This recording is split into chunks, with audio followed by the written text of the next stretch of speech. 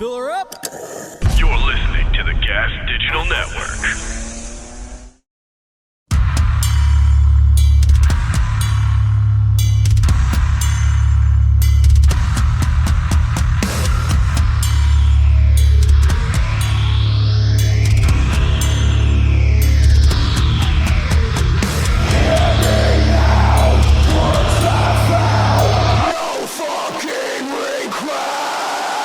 With Robb Flynn.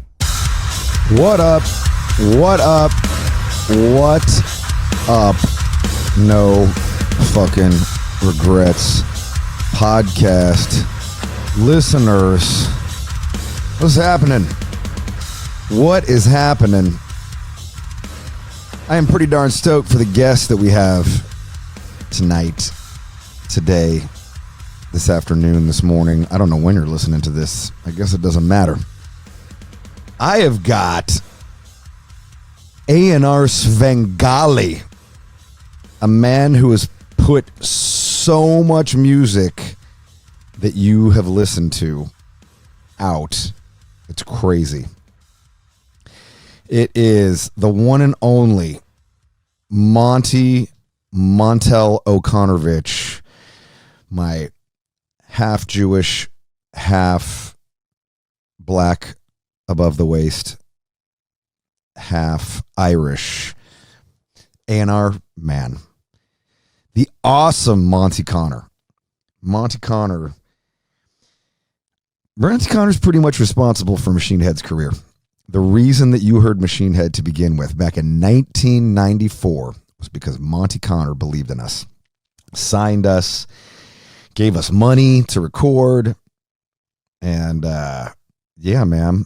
He has since signed my band 4 more times over the course of 27 years. 27 years I've known this mofo. And he's a character, man. I got to say. He is a character and a half. Funny motherfucker. We have had some ups and downs and all arounds and everything in between. I've lived a lot of life with this guy, and I owe him a huge debt of gratitude for his continued belief. 27 years of believing in me. But he didn't just believe in me.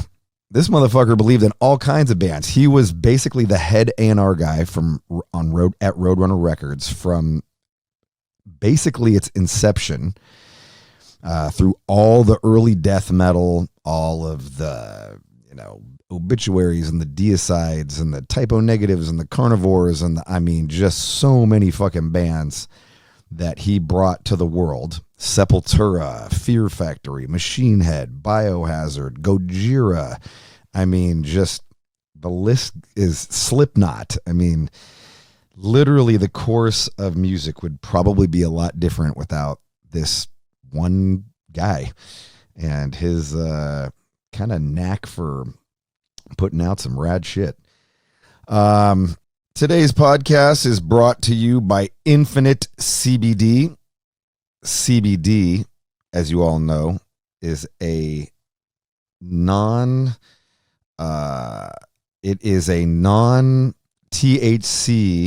based marijuana product that mellows you out, bro. It actually gives you, from what I hear, I've never used it, but my bass player, Jared McEachern, swears by it. Takes CBD pills, gets CBD creams, rubs it on his, he busted his shoulder a little while ago in some random bicycle accident, mountain biking. And Infinite CBD helped him. Yeah, that's right. So you need to sleep on a plane, PM pills, or gummies. Be awake while listening to your grandfather's story for the 50th time. Take CBD AM pills. You're in your girlfriend's parents' house and you're nervous about having sex. CBD lube. I guess that calms you down. Maybe it calms your cock down because you're rubbing it on your lube and on your cock and your junk. I don't know why that would make you less nervous just because it's a lube, but just saying. You ate too much and want to run off that stuffing, but your knees hurt. Dude, there's a topical cream for it. So Infinite CBD, you can go to infinitecbd.com, and they've got a bunch of stuff on discount right now. But they are, yes, infinitecbd.com. Check them out. The finest in CBD products from all over the world. And I believe they ship worldwide, too. Back to Monte Conner. Back to Monte Conner here. Check this out. I believe this is one of the first things that he signed. And this is one of my favorite songs by this band. This is the band Deicide. Glenn Benton used to burn an upside-down cross into his forehead, for all of you who don't remember. He apparently had permanent scarring on his forehead as a result of it. But he was a crazy mofo back in the day, and this was one of my favorite jams off of the record, Dead by Dawn.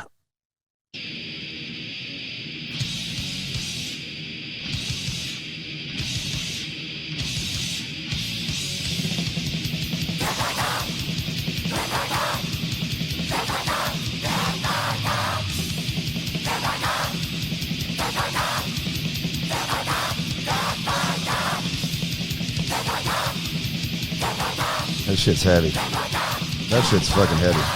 I remember back when I was first writing for Machine Head, I was listening to this, listening to Obituary. I mean, one of the big reasons we wanted to sign with Roadrunner was because they had Deicide, Obituary, Sepultura, they had Biohazard. They were crushing it. This is one of my favorite Obituary tunes right here, off of Cause of Death.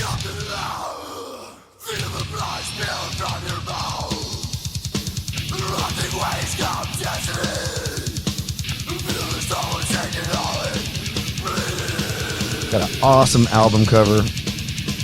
I love the album cover for Cause of Death. Man, it's sick. Even now, I'm looking at it right now. It's fucking badass. Fucking crazy red reptile eye with a weird pupil with human being wrapped up in a spider's fucking web and skulls and rib cages.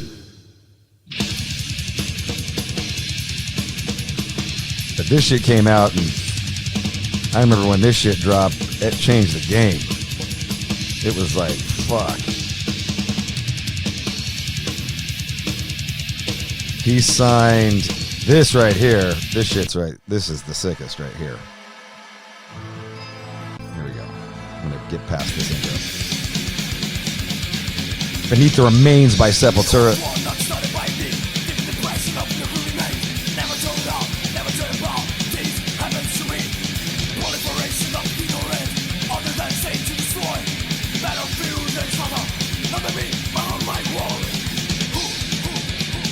Has won. Who has died? This shit was sick when it came out. I mean,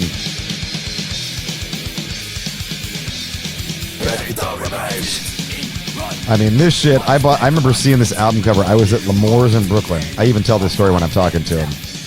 I literally fucking picked up this album because the album cover was so badass. And Roadrunner had a good name at that point. It was like pretty much everything Roadrunner put out was like guaranteed to be sick. Here we go. This right here, this is what changed everything for Roadrunner. First gold record. Typo negative, black number 1. Off of Bloody Kisses. With the awesome lesbian album cover. Can't go wrong with lesbians for an album cover. Ever. All in green. She's in love with herself. She likes the dark. I love where he says dark with the. This shit's awesome. You know what's funny too is that I remember when this came out, I didn't get it. I didn't get it at first.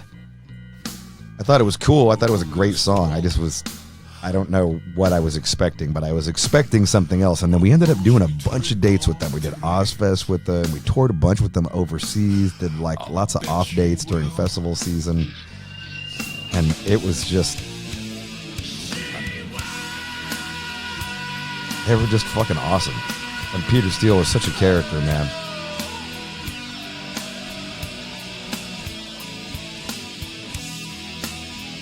Yes, he signed Typo Negative. Check this out. He signed this shit right here.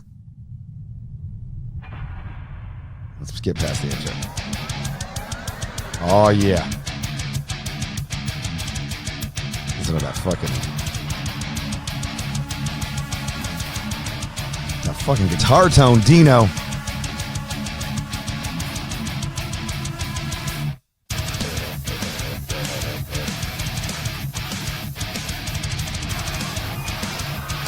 That shit's heavy.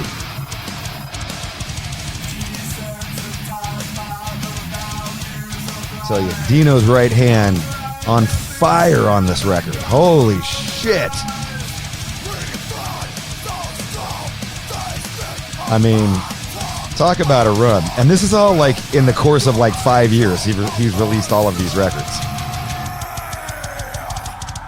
Put out Machine Head, put out Biohazard, Burn My Eyes, More Things Change, all this stuff. And then he puts out this motherfucker. And Roadrunner Records is never the same. Shit is huge. Massive.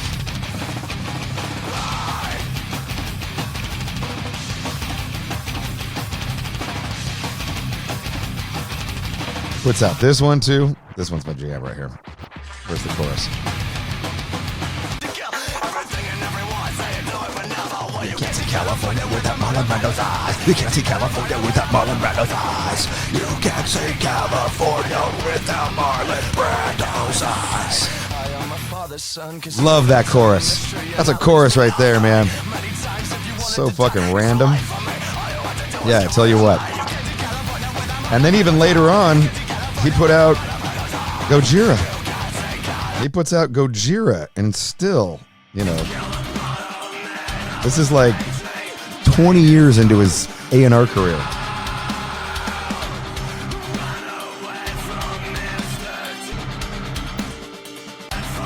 Yeah, I mean, an unbelievable career in music and metal, and literally brought you. He is the man responsible for so many of your favorite bands. Literally, without him, the course of music would have been entirely different. And I get into a lot of cool stuff. We talk about his upbringing. We talk about his father passing away and how hard that was. And it was a really awesome, intense conversation. And probably one of my favorites that I've done so far. Ladies and gentlemen, the one and only Monte Conner. Montel. Yes, sir. I love it. You've christened me Montel, and now it's like it's actually out there. People call me that these days. That's right, Montel O'Connorovich. Yeah, I've got many different nicknames. You've got a lot of nicknames. Yeah, I think the best one is you called me your sensitive nippled A&R guy in the records. A&R Svengali. In the records, because you know I have sensitive nipples, of course. So, you know, and I'm not afraid of admitting it, as I'm doing right here for the world. Which we discovered at some meeting somewhere at Roadrunner. Well, what happened is... Not exactly sure why. I think you were telling us about some shirt that was annoying your nipples. It was actually the Machine Head Diamond shirt that I got in 94 or something when I first met you. And you were asked, I forgot what, but someone was asking me why no one ever sees me wearing band shirts. I'm like, that's why. Of course, you know, I could go buy nip guards, but... you know. Yeah, who wants to do that? I can tell you, those old blue grape shirts, though, they used to have, like, they were pretty scratchy. Yeah. So I could relate. I remember I had an Obituary shirt, that one of the first shirts when you guys were recording us, like, check out this Obituary all over, and I put it on. I was like, holy shit! Like it was just like a giant piece of plastic on my chest. Yeah, that's just brutal. Wow. Yeah. How are you? Are you good with the Jaeger? Yeah, I'm feeling good. Yeah, all right. Yeah, Monty's drinking Jaeger. Right, he's taking the edge off. Yeah, exactly. All right, let's go back to my first question is, let's go back to 2006. We're at the Roadrunner United after party, and we're both hammered, and you're telling me about Howard Jones's huge cock. Oh my God. And so we go up to him, Howard, who's sober. We go up to him, and we're like, and you like hey, let me see your giant cock, which I guess he like, it's like, sure, like, no problem. I have no memory of that night. Basically, the Roadrunner United show was going to be a big event for me, and I was really nervous about it, so I started pounding, at the start of the event, which I never do. I mean, I get ripped maybe like once a year, tops. Yeah. Probably less than once a year at this stage. And this is 14 years ago. Yeah, I was pounding him at that show. But no, even back then, I didn't really drink a lot. And I basically got like blackout drunk, which sucks because that event could have been like one of the highlights of my life. And I literally can remember nothing about the evening because I just got that screwed up. So, well, let me tell you, you at the after party was one of the highlights of my life. Oh, man. Dude, because you were fucking, like, maybe you might have been blacked out, but you were really fucking funny. I had no idea you were that drunk. Like you were actually, you were holding yourself up well. Like you were still, we were still conversing and having conversations. I'm very normally very buttoned up. So I guess Howard took you back and showed you his cock at some point, like right shortly thereafter. I did not go. Someone told me, I talked to someone else who was there who said he didn't take it out. I mean, okay. So I don't think he ever did. I guess I had the courage. What I heard, word on the street was that he did take it out. Dude, why you're like obsessed with this, man? You wanted to talk about this? I think it's the funniest thing, man. It was just one of you couldn't stop talking about it the whole time. You're just like, dude, I heard Howard Jones has got a huge cock. I was like, I want to see this thing. He just kept on saying it. It was so fucking funny. Yeah, no, I'm pretty fun. I'm a very fun drunk. It was fun. Sometimes because I'm normally very buttoned up and shy, and you have to wonder, like when I get like that, and that part of me comes out, I'm wondering, like, is this the real me or is the button up me like the real me? And right. Who knows? It's probably a little bit of both. But you've been in rock and roll for a long time. I mean, you've been in the music business, so of course, that's probably that part of you is there. That's in you somewhere anyway because you lived through a lot of a lot of debauchery. Exactly. A lot of debauchery. Let's go and let's start with that. Like, let's go back to, when I think about like a lot of metal people come from maybe like a conservative background or their parents were very strict and wouldn't let them listen to this or like, my parents wouldn't let me listen to, I could listen to the nice Beatles. I couldn't listen to the hippie Beatles. So it kind of made me drawn towards the hippie Beatles more. Was your family like that? My family grew up in Long Island? I grew up in Stagnant Island, which is the the borough that you have to be embarrassed to admit you're from. Okay. Like considered Stagnant. Was that Staten Island? Stagnant Island, yeah. That's where I grew up in a very conservative household. And when I say conservative, I don't mean politically conservative. I just mean like sheltered. Yeah. Right? Like I was not a guy that was basically just graduated high school. It was assumed I was going to go to school locally. Like it was never even an option to go to to actually go away to school somewhere. Right. I had never even been on I had been. I was going to say I'd never been on an airplane ever when I started working at Roadrunner in '87, but I actually had been because I flew up with Borovoy to see Montreal Metal Fest. Oh, shit. Yeah. So I had, the first time in my life I'd ever flown was like in the, I forgot what date that was. I think 86. But yeah, when I started at Roadrunner, I had been on a plane once, maybe a few times in my life. And, very sheltered childhood. Basically, everybody thought, because I was a brain in school, total brainiac, like straight A student, very serious student. And I always, my parents always assumed that I was going to be a lawyer or a doctor or work on Wall Street or work in marketing or advertising. It was never even conceivable that I would work in the arts or work in the music business. Never encouraged, never conceivable. And I just nobody in your family was musical? No, not at all. My father was a blue-collar worker, a truck driver. Mm-hmm. My mother worked in an office. But zero arts or anything in my family. So I just kind of fell into the music business and by accident. I mean, I was a math major.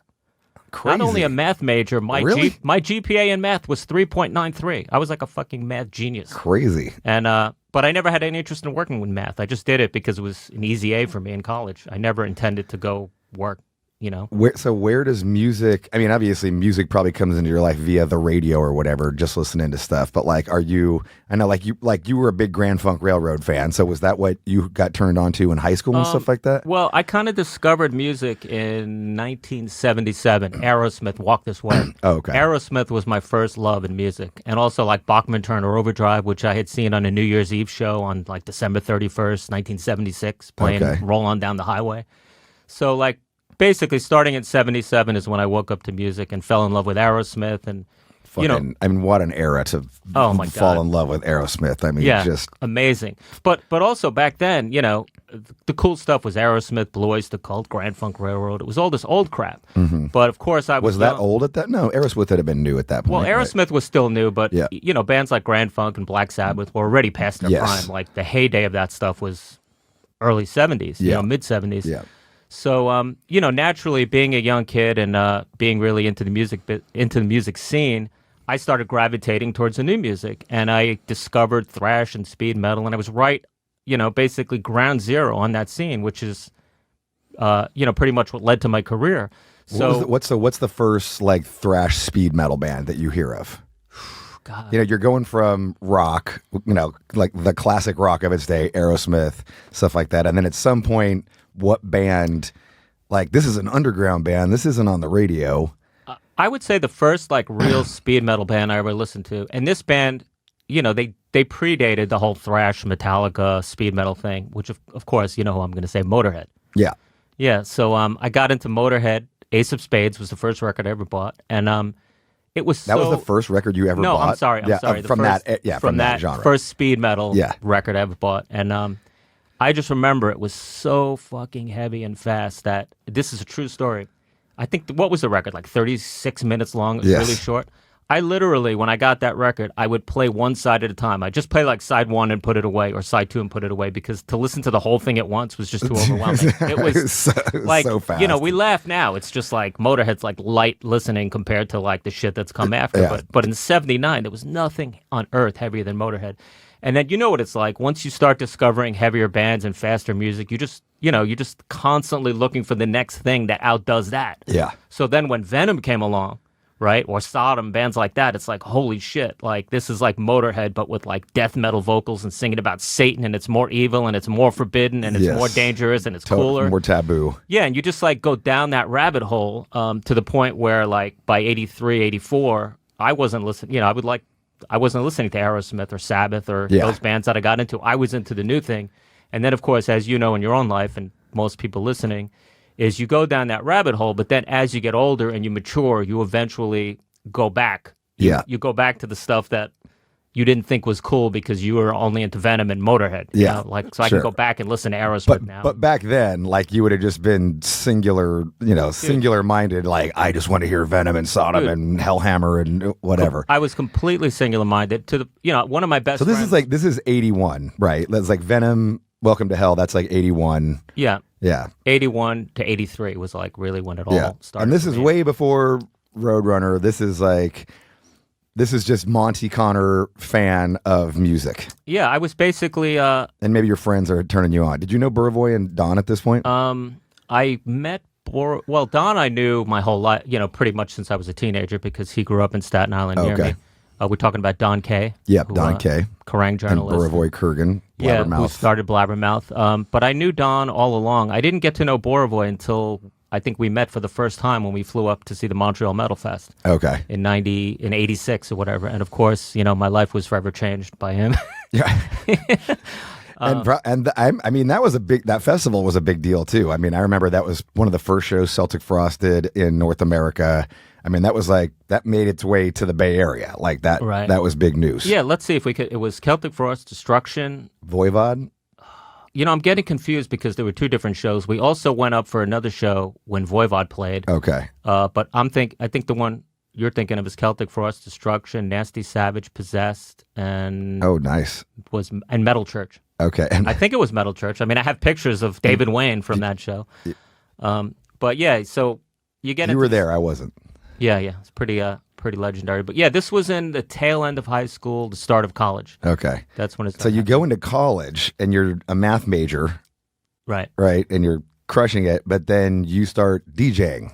Well, am I right in the timeline here? Yeah, you're exactly right in the timeline. Basically, I love music. Even when I resolved myself to the fact that you could never make a career out of this. There's no way like you'd ever get paid or that it was ever an option. So I went to Baruch College, which was a business school, and I was in the School of Liberal Arts in the school, which was like the minority school within the bigger business school, studying math. But even in my literally the first day in school, they did have a local radio station. So, of course, I'm like, it wasn't a communications school. If I could go back in time now, naturally, I would enroll in a school that has a communications or some kind of music program. Oh, gotcha. But, I never thought that was a possibility. So I didn't even care. I just went to a business school. And but from day one in that school, I visited the local radio station. It was called WBMB. And I started a metal show there where I was playing all this cool underground music. But you got to understand what WBMB was. The call letters were 590 AM. If you know anything... An AM station? Yeah. Oh, crazy. Well, basically, when you have a station that low on the AM spectrum, like right. I see what you're saying. That's what's called a carrier current station. 590 was the typical carrier current frequency, and carrier current means it's only broadcast on campus. Okay. So it's not a real station, but this thing was so rinky-dink that we didn't even broadcast on campus. It was literally like speaker wires fed from the radio station into the cafeterias. Like it was like literally like a pretend station. At any given moment, there were like 5 people listening to me. Right. But we all had fun. We pretended we were going out, it was real. And then you pretended you were on the radio. Yeah, right? we did. And I was awful at it, by the way. I played good stuff, but I didn't sound good on the air. And that's funny because you're pretty well spoken now, and like when you talk on a microphone, you sound natural. But I guess you couldn't be that. Be a DJ, you had to be like, hey, this is blah, blah, blah. I'm a pretty different person now than I was back then. Like much more outgoing, and you know what happens as you get older and you have some success, and you just get confidence and whatever. Yeah. So. Anyway, but you're playing. So you have is it like a daily show, or what are you playing like from a certain hours to hours of metal? It was a weekly show, once a week. It was called the Witching Hour. Okay, I still have flyers after the Venom song. Dude, yes, I have flyers from the show that I would make up and post all around campus. I have like a little station ID. At the top of the hour, you would play like the Witching Hour little ID thing. It's hysterical. We're playing the theme music for it was theme music Witching Hour. No. It actually wasn't. It was Hellhammer, Triumph of Death. Oh. And it's, dude. Oh my God. Yeah. It is, and wait, screech, did you hear right? that? Not only is that scream, that brutal scream that starts it off, but then I go on and basically in a satanic voice and talk. Dude, it is, I have a copy of it and I've never heard this. Well, the thing is, if I send this out to people, it's going to get around. It's so embarrassing. That if I send it to you, you'll start sharing it around and the whole world will hear it. I mean, it's so embarrassing. I don't even know if I want it out. Oh, my God. But got to hear this. But check it out. I was reading tons of fanzines back then, just like we all were, like Kick-Ass Monthly, Metal Forces. And, and these are fanzines. This is not magazines. Right. This is like underground, Xeroxed. Right. Yeah. But all these magazines or fanzines. Where are you getting these? Buying them. And at this point, I'm going to college. Once I started when I started going to Baruch College here in Manhattan, I was basically getting out of Staten Island, coming into the city, meeting city kids. That was the start of me breaking out of my shell and seeing the world, hailing cabs, doing city, Subway, going to shows in the city. So I started really kind of coming out of my shell at that point. And anyway, I was buying these fanzines in Bleecker Bob's and all the local record stores, which, went to constantly. And all of these had little sections where bands like Metallica, Megadeth, Anthrax, Slayer, you could write away to these bands to get their demos. Yes. So this was a great thing. I would write letters, to Dave Mustaine or Max from Sepultura or Chuck Schuldiner, basically saying, hey, I'm Monte Conner. I have this radio show in New York City, WBMB 590 AM. Send me your demo. I'll play it on the air. Even though you're not. Yeah. Even though it's not really a radio station. It's not a real radio station, but I would pretend it was. And That's right. So you're hustling. But I was hustling. But the way you could justify it is that I always stated in any letter to the bands, it's WBMB 590 AM. Yeah. It was on all the playlists I would send the bands. So that was my way of basically saying, look, if you know what 590 AM is, you know that this is a nothing station. Yeah. But to be honest, the bands didn't give a shit. No one cared, yeah. They just saw a letter coming in from New York City. They're like, oh my God, a radio station. Radio station. So they would all send me their stuff. And then you get people like Millie from Creator, you'd read some interview with him in Rock Hard, and he's like, "Yeah, we're getting played. We're like top 10 on WBMB in New York." Which sounds big, right? Yeah, it sounds big. So you know what? It served. The band's got something out of it too. Yeah. And they, and I was a hustler, and I was a scenester, so when I would get into a band, I would tell my friends about it. I would go see them live. I became a fan, and I became an ally, and somebody to help these bands. So it wasn't, they were getting something out of it beside bragging rights, saying that some New York station was playing them. Is this right around the time of the Ultimate Revenge video? You make an appearance in the intro to set this up for anybody who doesn't know what the Ultimate Revenge is. Ultimate Revenge was Slayer, Exodus, and Venom. I guess they did a show together, but I think Venom's portion of the VHS tape back then was from a different show or something. Yeah, it was all three bands playing at Studio 54, which of course was the former like disco. Yes. The home of disco. Which is crazy, So it was kind of cool that the bands were playing there, and yes. Videotaped and put out. It was videotaped, but Slayer's performances were not on the VHS. Let's clarify, VHS. Yes. Because I guess Mantis had quit shortly before the show, and they played with two fill-in guitarists, Jimmy C. and Mike Hickey, gotcha. I think. Okay. So I guess the band didn't want to be represented that way, or maybe they weren't happy with the show. But on the VHS, they just put out like old promo clips of existing promo clips of them. Exodus. So really, it was Exodus and Slayer is what you saw. Yeah. And you're in the intro of it, right? Well, like they're walking down the line. I drove into the city with Don Kay, and we parked nearby. And as we're approaching Studio 54, we see, a big line of metal fans outside, and they're being filmed. So, of course, I'm young and into it at this point. I mean, I'm living it just like a real music fan, not a business guy. And I just like run up to the camera and I scream with my Voivod shirt, like just scream into the camera in a really cool way. We gotta pull that up if there's any way to pull up the intro to the Ultimate Revenge. I can send you a YouTube link if you want to like include it as a link when you that'd be cool. He can pull it up right now on the video. It's pretty amazing. That would be fucking rad. And the funny part is when you watch this video now, it's literally like watching like heavy metal parking lot, only like outside, heavy metal parking lot. Like it's literally heavy metal parking lot, but in New York City, in a line of people waiting to get into us. What I remember of it, and I don't remember your particular thing, but there was a guy who runs up, does the same thing that you do, and he starts thrashing. David Riggs, upstate motherfucker. Like we watched that video so many fucking times, and that dude made us laugh. I just would love to meet David Riggs, upstate motherfucker. There's actually a lot of memorable people in that. Besides that dude, there's another guy right before me that runs up and starts thrashing. So way cooler than what I did. I just came up and screamed.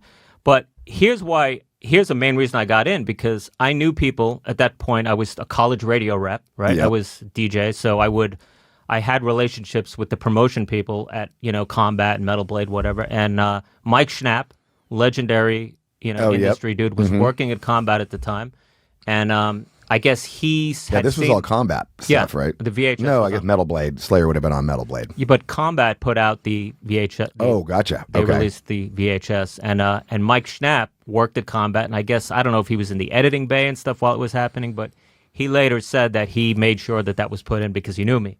Oh shit! So I think I don't know if it's true or not. Mike Schnapp was a promo guy, likes to talk, but to this day I'll give Mike Schnapp the credit. Yeah, great guy. That's why you ended up. That's cool. Yeah, that's killer, man. So that was a claim.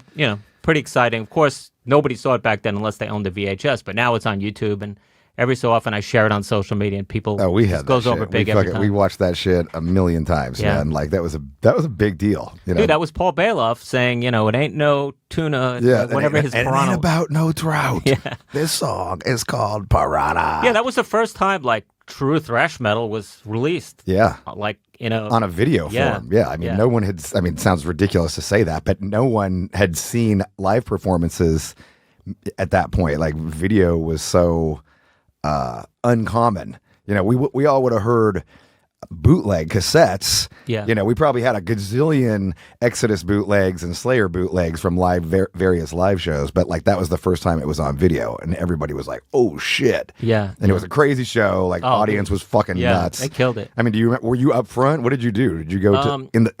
There might not have been a pit back then. I was never like even. I mean, obviously you see me at the beginning of that VHS running up and screaming, but that I was never like a metalhead that way. I was never I've never been in a pit in my life. I'm still like, like all the bands, dude. I've never been all the pits you've started with all those bands you've signed. I'm the guy like upstairs in the VIP area, looking down at the pit, just thinking like, what the fuck's wrong with these people? I have never understood. Like, I've just never understood the whole pit thing. So I do often think sometimes when I'm whipping up the Circle Pit for the fucking 50th time during the show. The Halo Pit was amazing. It was fucking Or raging. the pit at the end of Nation on Fire. Yes. Holy shit. That was the highlight, by the way, of the Burn My Eyes set. Thank you, man. Because I love, that's the moment of the show where you get to see Chris do his true, like, hardcore shit. Yes. Drumming style in the end of Nation on Fire. Killed it. Wow. Yeah. Yeah. It was fucking fast as fuck, too. Oh, my God. We played it super fast. Yeah.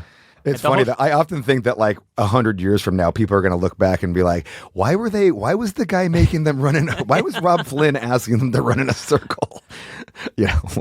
Whatever. Who knows? It was the jitterbug of its day. Yeah. Anyway, so somewhere along here, where does the radio DJ Monte Conner sift into Roadrunner? Was Right. Roadrunner's your first record label? No, it's not your first. Like that's right, somebody else. Yeah, I'll tell you the story. Pretty much.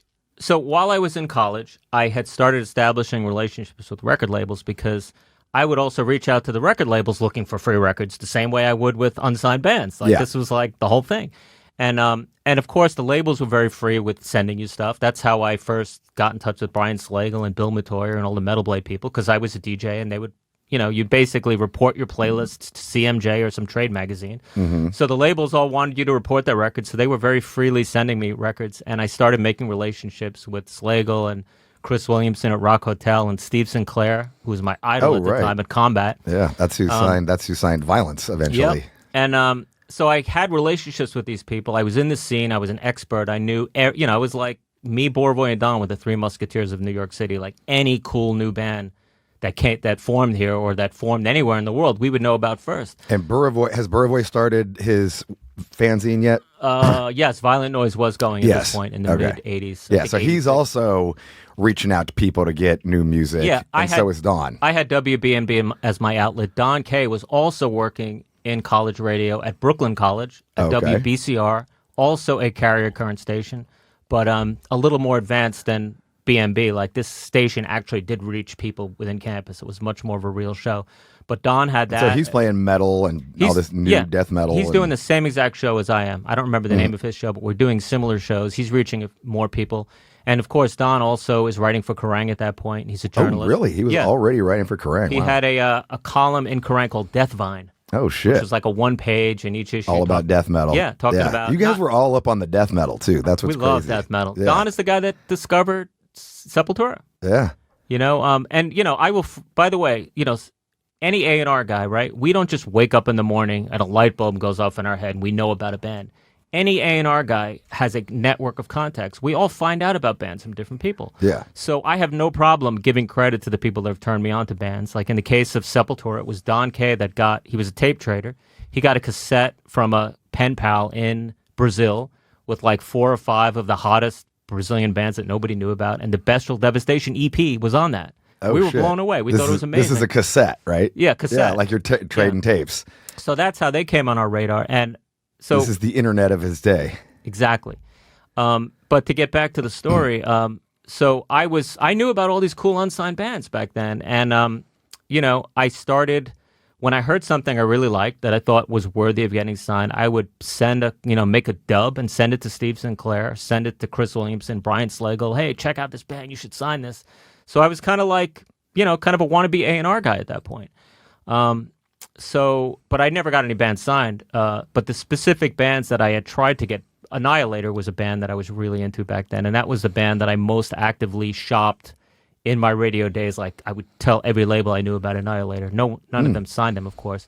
So pretty much when I graduated college in January '87, my mom had got me a suit and a jacket, and I remember one day taking the train into the city, go to the ferry into the city to go downtown and meet at advertising agencies and do all the shit that I was supposed to do, and nothing came of it that day. And instead of taking the ferry back home to Staten Island, I was really depressed about it. I just went up to the radio station, even though the station was closed because it was, I had already graduated. It was like during the winter break. Oh, you went back to your radio station in Purdue. I had graduated, but I went back to the radio station to hang out that day. And while I was there, I made a call to a local label called Shatter Records. Shatter? Shatter, Shatter. Okay. Not to be confused with a record store in the Midwest called Shattered Records. Anyway, I called this guy, Shatter. His name was David Carpin, Carpin. I called him out of the blue and said, "Oh, I just graduated. You looking, you hiring? It's just totally unlike me."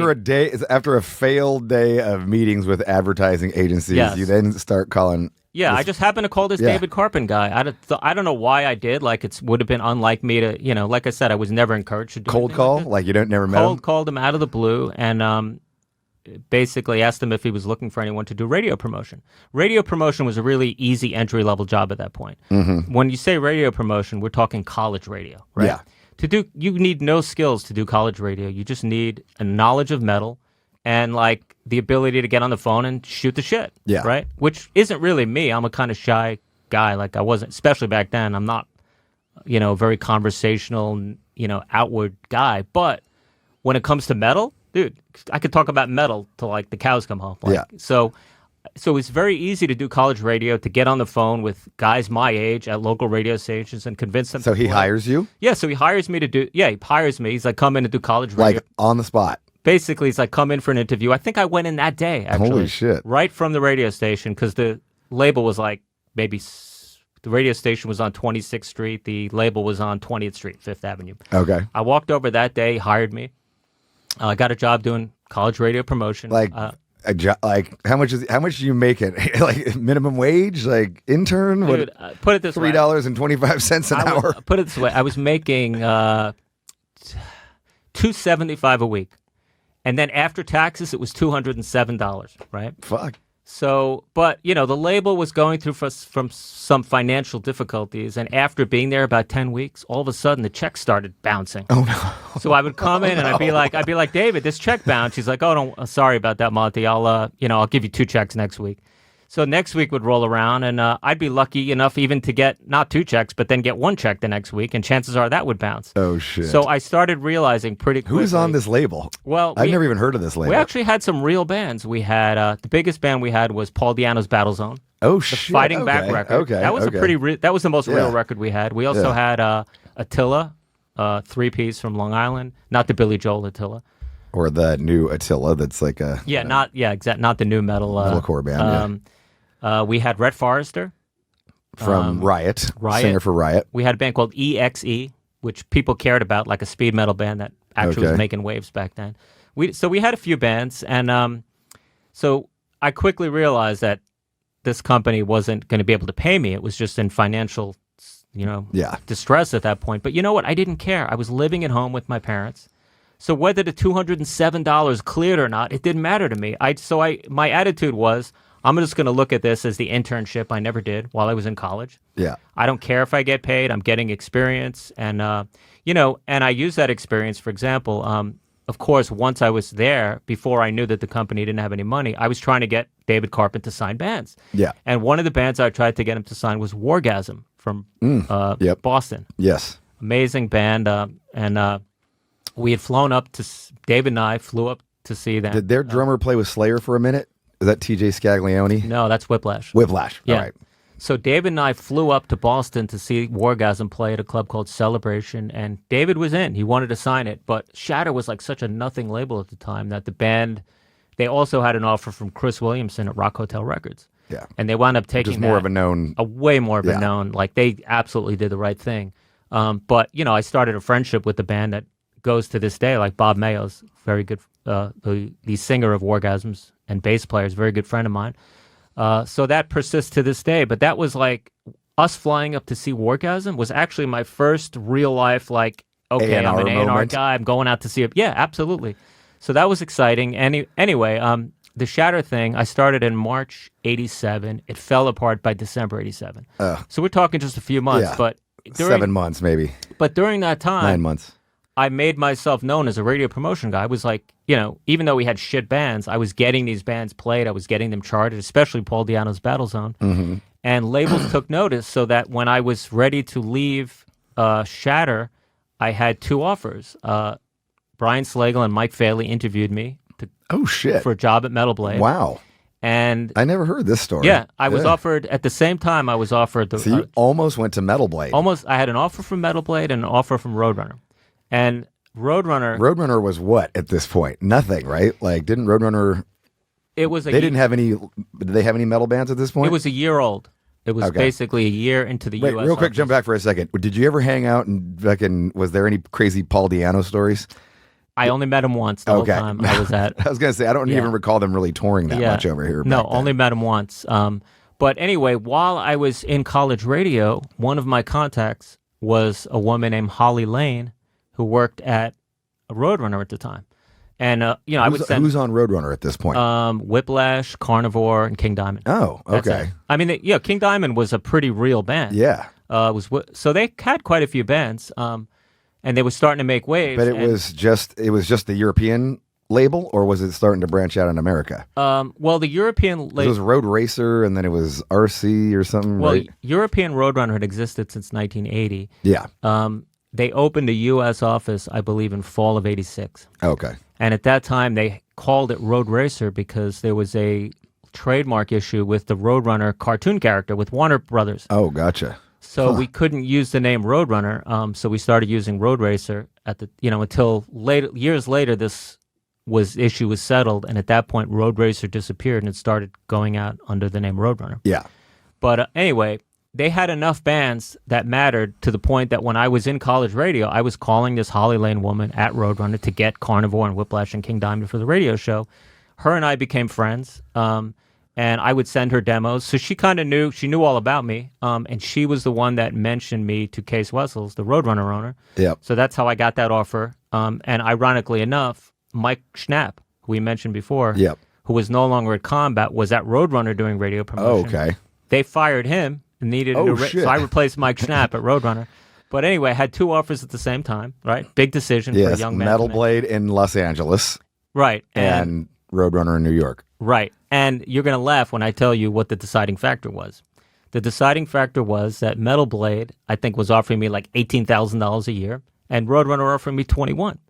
And the thing is, if difference you were of $3,000. Yeah, but you got to understand, if you're a college graduate... That's a fucking... No, back then, that was a lot. No, it wasn't even that. I mean, yes, it was a lot. But when you were a college graduate in 1987, the magic number that you wanted to make $20,000. You wanted to hit. Okay. That was like the benchmark. If you're making $20,000 a year, you can hold your head high. You're killing it.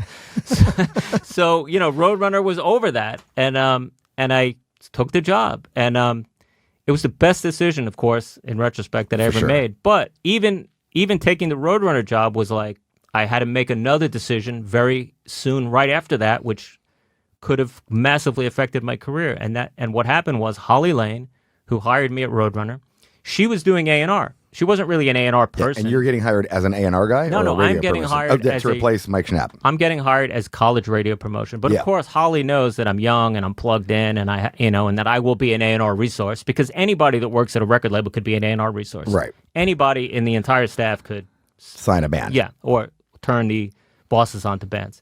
So she knew I was kind of like a wannabe A&R guy, but I was hired to do college radio, and she was the one doing A&R. She was doing it by default. She wasn't really like a natural A&R person, but she was the one that had the responsibility at that time. She wound up quitting probably 10 days after I started. Oh, shit. Because she left Roadrunner to go form a label with Steve Sinclair. Steve had left Combat Records at this point and started Mechanic Records. Mechanics, who signs Violence. Yeah. Yeah. So here, we're all related here. I know. So it's all ancestral. Steve had coaxed Holly away from Roadrunner to come work for him at Mechanic. And Steve knew me. Holly knew me, of course. She got me hired at Roadrunner. So then they want to try and steal you from Roadrunner. 10 days later, she's like, shit. She's just hired me for Roadrunner, and she's like, oh, come over. Like, forget that. Come over. to mechanic. We're with MCA. We were distributed by MCA. They weren't actually, I don't know. They were. No, that was immediately from the start. They were distributed by MCA. And you got to understand something. Steve Sinclair was my idol at this point. He was like my A&R Svengali who what an amazing job that guy did at Combat Records. Like Combat Records was the shit back then. Yeah. Like even cooler than Metal Blade was Combat. Megadeth, right? Exodus, Megadeth, Possessed, Agent Steel. I mean, Seven Churches. Trouble. Slayer. I mean, Combat. No, Slayer would have been Metal Blade. Yes, you're right. Yeah. Sorry, Brian. So, dude, Combat was like, Steve Sinclair was my idol, right? So, like, here I am, I'm like, wow, I could go work with Steve Sinclair. And I don't know why. I guess I just decided to stay at Roadrunner. I'm like one of these. Do you have any relationship with Case Wessels at this point? No relationship. Like, probably I never even met him. I don't even think, I hadn't even met him. I don't think I had even met him yet. I had met him after I was hired. Yeah. Because, like I said, Holly Layton got my foot in the door, but the label manager at that point was a guy named Doug Keogh. And Doug is the guy that interviewed me. Yeah, still there. Yeah. I mean, a kingpin. Yeah. But, Doug Keogh, awesome guy. I'd only been there like a week, and I was like, shit, what should I do? It was very tempting to go work with Steve Sinclair, but the way I figured it is, if I worked there, I would always be under Steve's thumb. Like, Steve would always be the guy, and I would just be his minions. Yeah. Which would have been a great training ground. And now with Holly out of the way. With Holly gone, it's like, wow. You're kind of like, you could be the...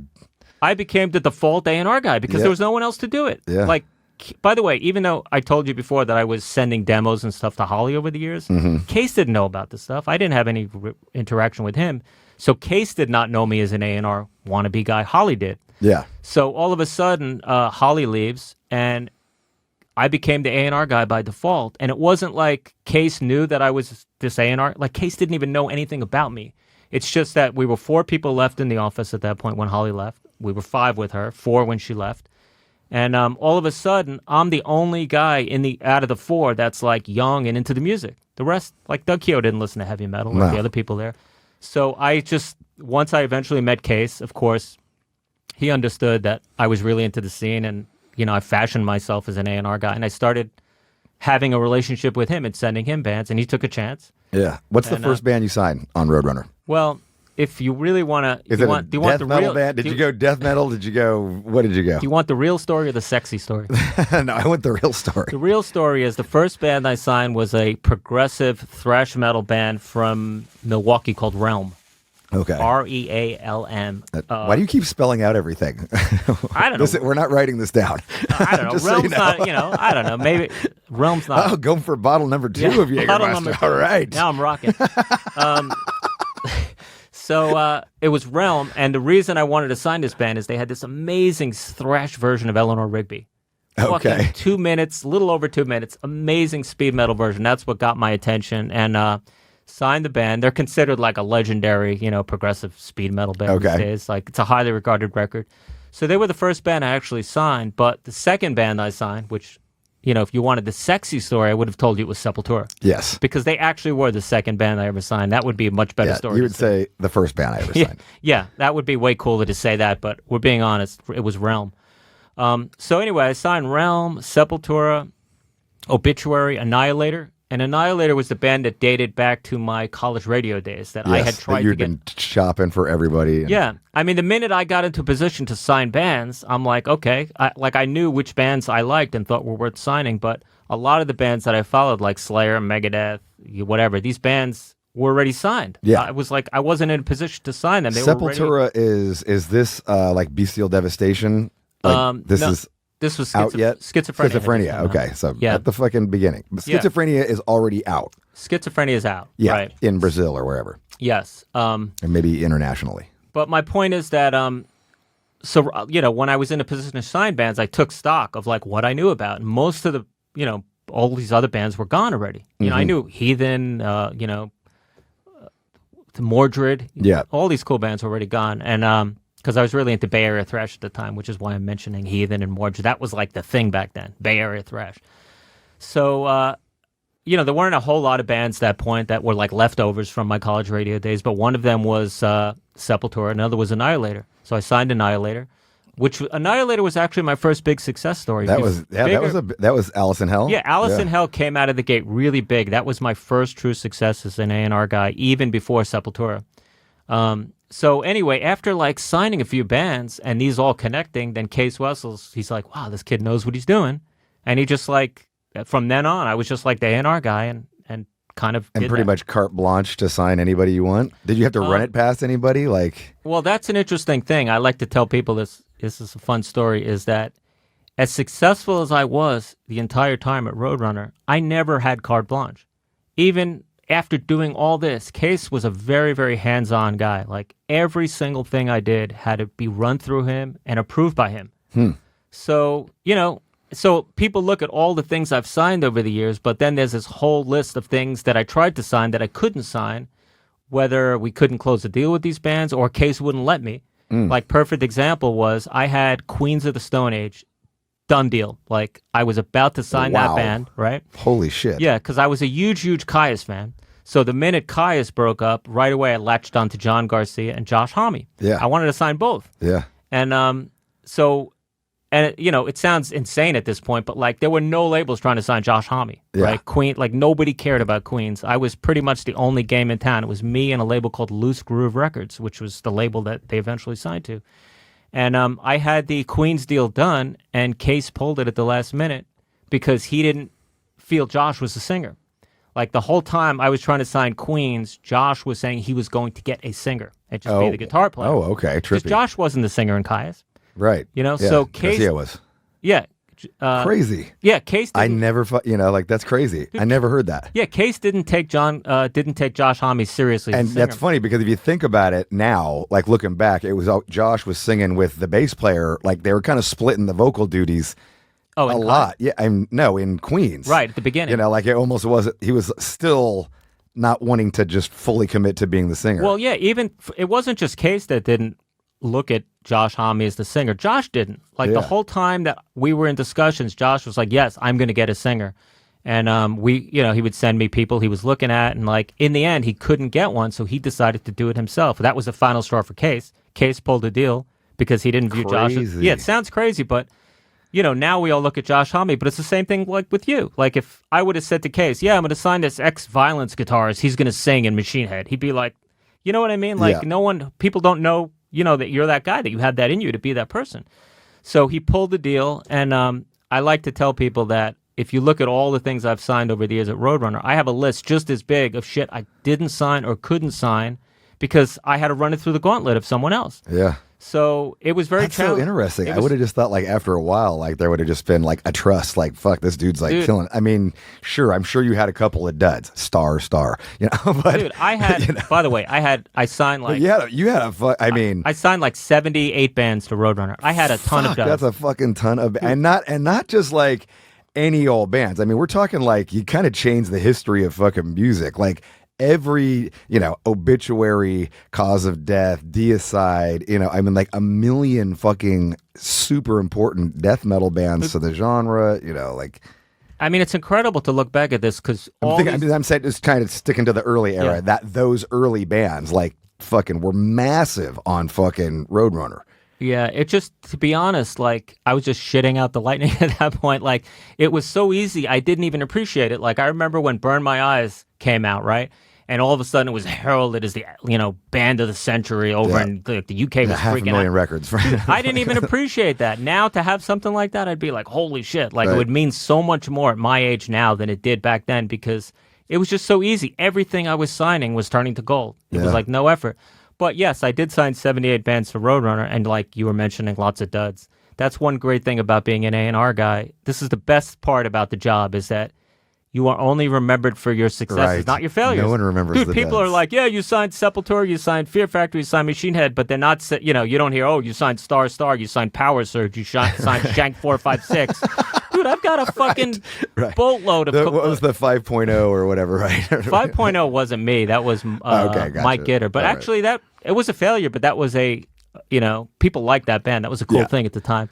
So nobody remembers... Typo negative. Typo was me as well. Right. Like, basically, what I like to tell people, the short story, is pretty much every band on Roadrunner that you know of, other than the metal bands that Mike Gitter was signing. Yeah. Mike Gitter came to the label in 97. Awesome A&R guy, one of my best friends to this day. And Gitter brought a lot of great shit to Roadrunner. Kill Switch. Kill Switch was his big claim to fame. Dragon Although, wait, Force. was it here's what I heard though. I heard that Killswitch was because of the other guy who started Ferret Records. Well, that's only partially true. The guy that started Ferret Records, Carl Severson. Carl. Yeah. I'm brain farting. Carl worked for Roadrunner. And Yes. Carl had Ferret. He gave me the Killswitch early stuff. Yeah, Carl had Ferret Records and was doing Ferret Records while he worked for Roadrunner. That was like his thing on the side. So, of course, being that we had the owner of Ferret Records in the office, we knew about all the stuff he was doing first. And Gitter was the one that had zeroed in on Killswitch as like the Ferret band that was making waves that deserved a bigger look. Right. So, yeah, Carl may have discovered Killswitch, but Gitter was the one that said, like, this should be on Roadrunner. So Gitter gets full credit for that band. Yeah.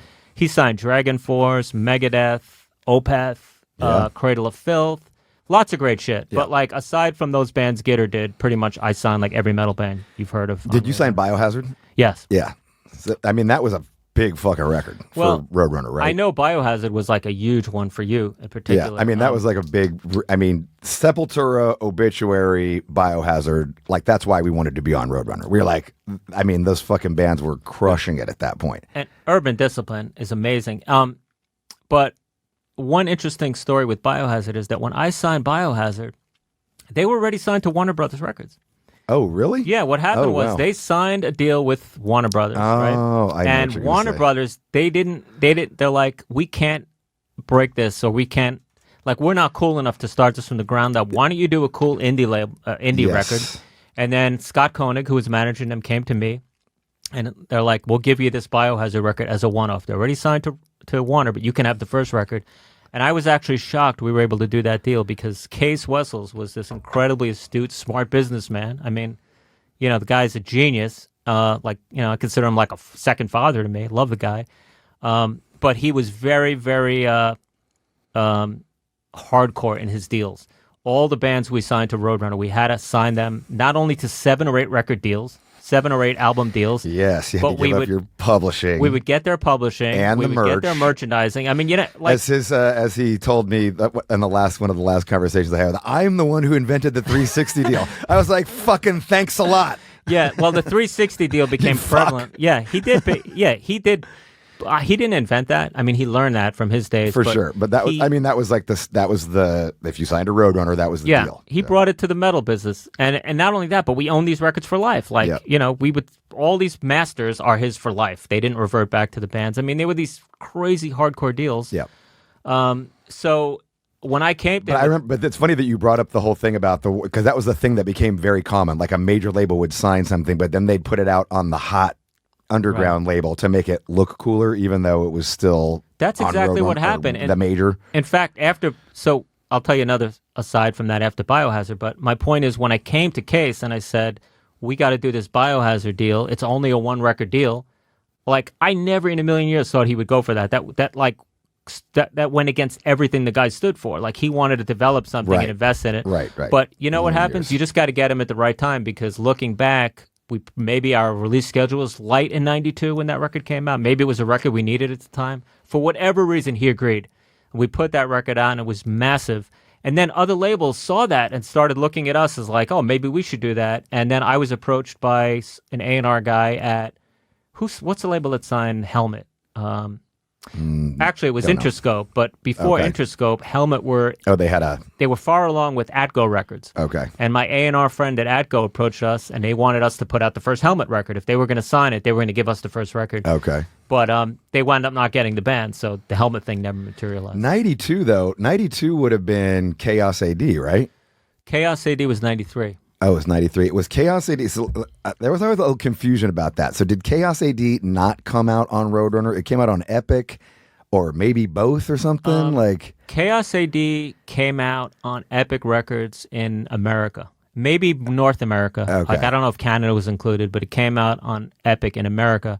Not Roadrunner. Not Roadrunner. Why is that? The band didn't... Sepultura were pretty big news in 91. I mean, they Rise. After Arise, that shit was... I mean, you guys must have just been you must have been thrilled with, Arise drops and, what's the first song you hear off Arise? Well, wait, going back, here's another part of the story is Sepultura was an amazing moment for me because I told you before, Annihilator was my first success, but Sepultura were my first, massive success. Yeah. So globally. Before Sepultura, I had tried to sign Pantera. Right. So that was like, Pantera was the band I tried to sign. I flew out to Fort Worth, Texas to see them live. Vinny and Dime picked me up at the airport. Oh, shit. Like I spent the day with those guys going to radio stations, and I saw the band live. And this is the greatest story ever.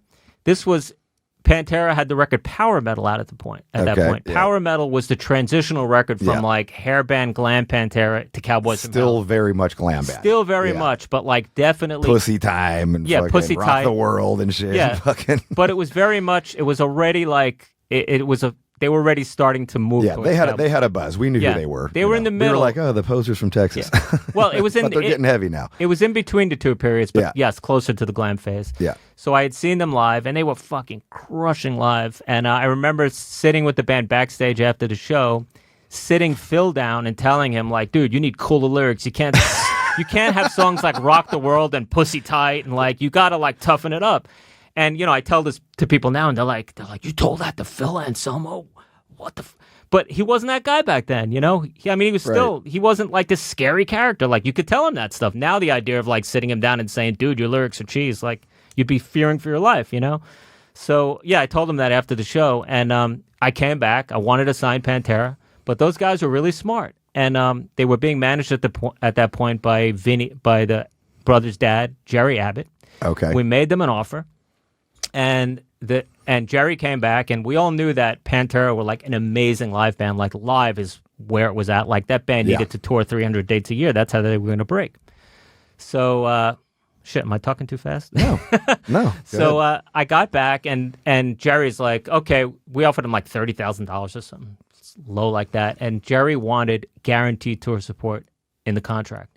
That was a no-no for Case. Like, we did not give any of our bands. Guarantee it. You would give it, but you wouldn't guarantee it. Yeah. We knew that bands needed to be on the road. Like, so I said to the dad, I'm like, we will tour the band. Like, look, Sepultura's on tour. What? Yeah. Actually, Sepultura weren't signed yet. That's going back to the. This is before? This is before Sepultura. Oh, yes. Wow. Okay. So, maybe not before Sepultura was signed, but before Sepultura blew up on a rise. Yeah. So I told the dad, I'm like, we will do this. Like, here's proof of it. Like, our bands are on the road, but like Case just won't guarantee it. And he wouldn't guarantee it because he don't want to be roped into supporting a shitty tour. Like, what if they're like, oh yeah, we want to go out opening for Poison or something inappropriate? He don't want to be forced. Right, he wanted, but we did it. So nevertheless, the deal kind of fell apart. Like, we were at an impasse over the tour support. And I was young and green at that point. I didn't know what the hell to do.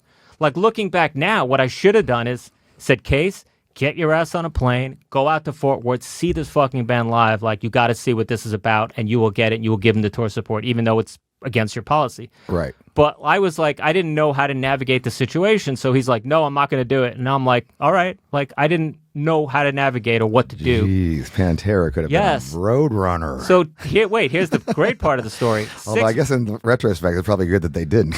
Then Machine Head probably never would have ended up on Well, Roadrunner. check this out. 6 months go by, right? I'm still in touch with Vinny, right? And he's you've got you gave me the demos. You've got the Cowboys from Hell demos. The band which goes were fucking, fucking amazing sounding. Yeah, the band goes in the studio and they're like, okay, they couldn't get a deal.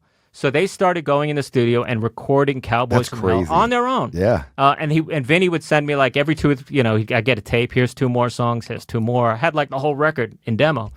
And finally, like 6 months go by, he calls me up. He's like, all right, we can't get a deal. We'll do this Roadrunner deal. We'll trust you on the tour support. Wow. But before we do that, there's a guy from... It's crazy to think that Pantera couldn't get a deal. They're struggling to get Cowboys from Hell out. Well, think about how... and that's the time. That's absurd. That's not... that is fucking the way it was. So he's like, you know what? We'll do this deal. We'll trust you guys. But first, there's this guy from Atco Records coming to see us at a party this weekend. Assuming nothing comes from that, we'll do your deal. And of course, they got signed from that fucking deal. And so tying back to Sepultura, I had to sit here as a young A&R guy with nothing to my name, right?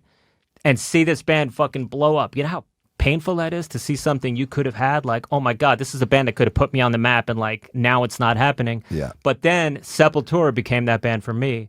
Obviously not near, nothing like Pantera level, but they became that band that I could hang my hat on. Yes. And they were huge internationally, so maybe not Pantera level overall, but like as bigger than as big massive. as Pantera. It was huge. Yeah. It was fucking... But cool. And I mean, dude, I listened to Beneath the Remains just because the fucking album cover was so rad. I was like, who the fuck is this? This shit's sick. Such a great I was cover, like, I gotta say, it's fucking awesome, timeless album cover. But again, this was even Arise. This was Sepultura This was Roadrunner 1991, right? Yeah. We still weren't this big, massive label like No, we were in still independent. Still independent. We didn't have a gold major- record. Yeah. So what happened was after Arise came out, Sepultura's management pressured us. They're like, Roadrunner's not a big enough label in America because we were big, much bigger in Europe. Yeah. Roadrunner was much bigger in Europe at that point because that's where it had started since 1980. It was the More U.S. office. infrastructure, more offices. Yes. And so we weren't that big here. So Sepultura's management basically forced our hand saying, if you have to, we want to be with a major label. Gotcha. We don't want to break the contract. We don't want to get into a lawsuit. We want to stay with you. We love you, but we need something bigger. And that's when I think we did a deal. Even before Epic, we had done a deal with MCA. I think the Annihilator record in '89 came out through MCA. Oh, So okay. we started putting out some records with MCA. That was a failed experiment. That didn't last long. And then Sepultura basically forced our hand, and they had a direct relationship with someone at Epic. So they're the ones that brought Epic to the table.